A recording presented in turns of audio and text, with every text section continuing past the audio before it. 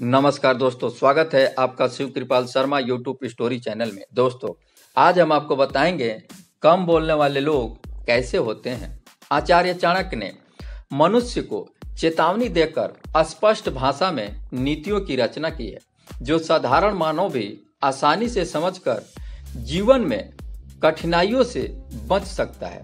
आचार्य चाणक्य ने ज़्यादा और कम बोलने वाले लोगों के विषय में बड़ा ही महत्वपूर्ण ज्ञान दिए हैं।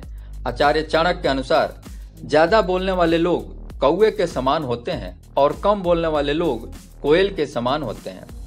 कौवे की कर्कश आवाज सभी को पसंद नहीं है, परंतु कोयल की आवाज सभी को पसंद है। तो आइए जानते हैं कम बोलने वाले लोगों के साथ कौन सी समस्याएं होती है।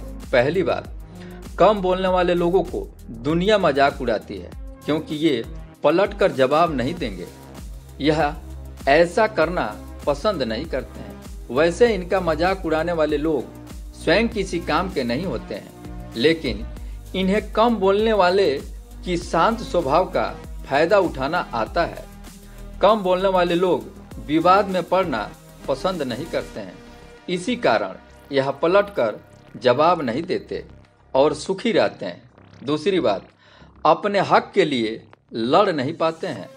कम बोलने वाला व्यक्ति अपने हक के लिए किसी से लड़ नहीं पाता है, जिसकी वजह से वह कभी कभी खुद का हक गंवा बैठता है। इसलिए चाणक्य कहते हैं कि हर जगह चुप रहना मूर्खता एवं कमजोरी की निशानी है।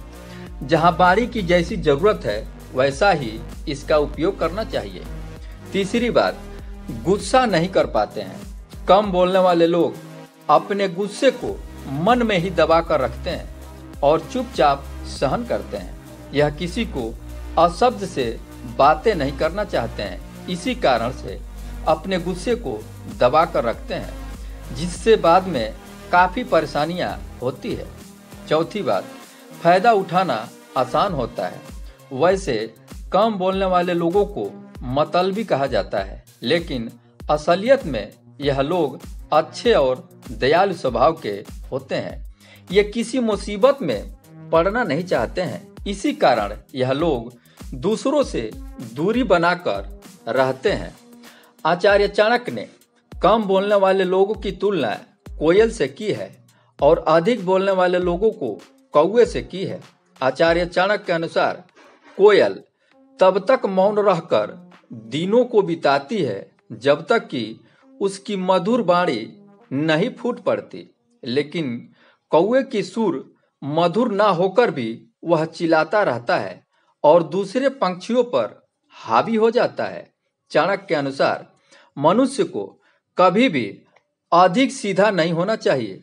अगर आप जंगल में जाकर देखेंगे तो सीधे पेड़ सबसे पहले काट दिए जाते हैं और टेढ़े मेढ़े वृक्ष को छोड़ दिए जाते हैं। इसका अर्थ यही है कि अधिक मौन रहना उचित नहीं है।